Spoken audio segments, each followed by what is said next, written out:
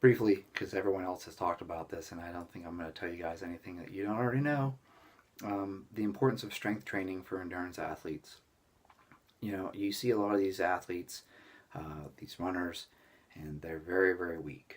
Um, I'm not telling you that you need to be extremely strong to run a marathon. However, if you think about what's happening during a marathon, this repeated foot striking and everything like that, um, it serves to say being stronger will actually help you prevent injuries, especially when you look at things like knee and ankle. Um, Knee and ankle injuries can definitely be reduced with proper strength training. You still need strength. I know everyone loves to do their triathlons and their cycling and their marathons, and that's becoming really popular these days. However, a lot of these people neglect the strength side of things, and then they end up having overuse injuries, bursitis. You'll see what is it, trochanteric bursa. That's this wonderful ball of water you get in your hip. Lots of runners will develop that, and the thing is that you can actually prevent that.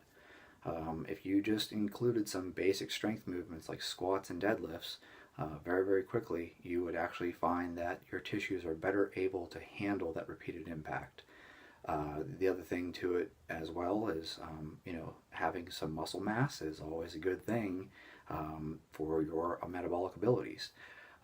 I am a huge advocate of people being very metabolically flexible, and what I mean by that is actually the work of Dr. Mike T. Nelson. He did some work for DARPA and has shared some of that, and he talks about your body's ability to shift from using glucose to using fats. And if you look at endurance athletes, um, they're primarily using fats for energy because you're running slow, so you're oxidative.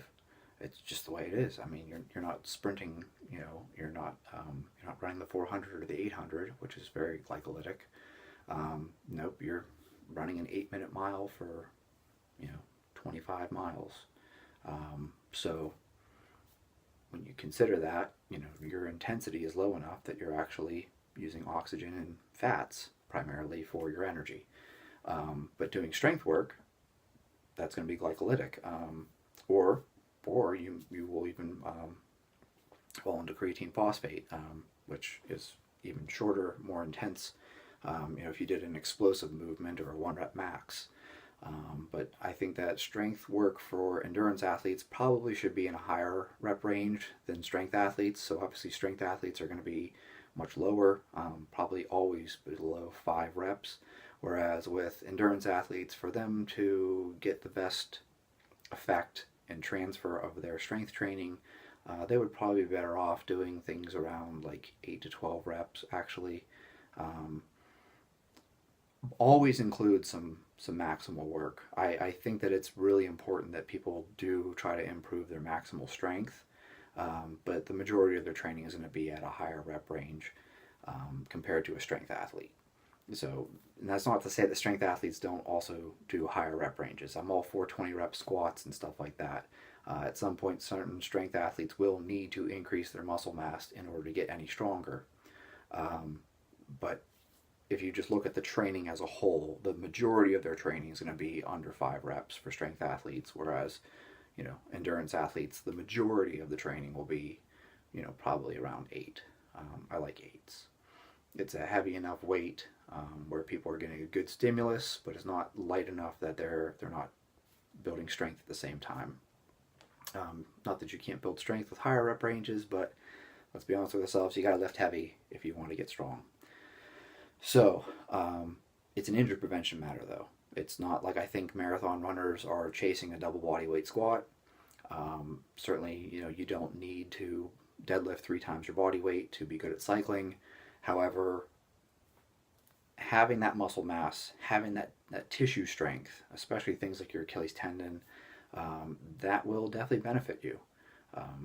Mechanical tension, eccentric movement, as the eccentrics are great for your connective tissues. And so I think it's really important that people don't neglect their strength training because That's a massive component to preventing injuries, and especially overuse injuries. If you get tendonitis, eccentrics are a great way to get rid of it.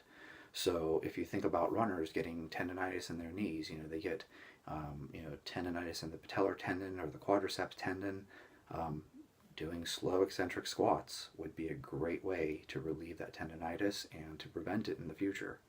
So that's why I think strength training is still essential, even if you're an endurance athlete, and especially for your recreational endurance athletes. I realize that time is of the essence, and so if you're competing at the highest levels, you have to spend so much time practicing your sport that you may not have any additional time to include, a strength program, especially when you're peaking for a competition. However, in your off season and things like that, you certainly should be building a base of strength because it will help you in the long run to prevent injuries.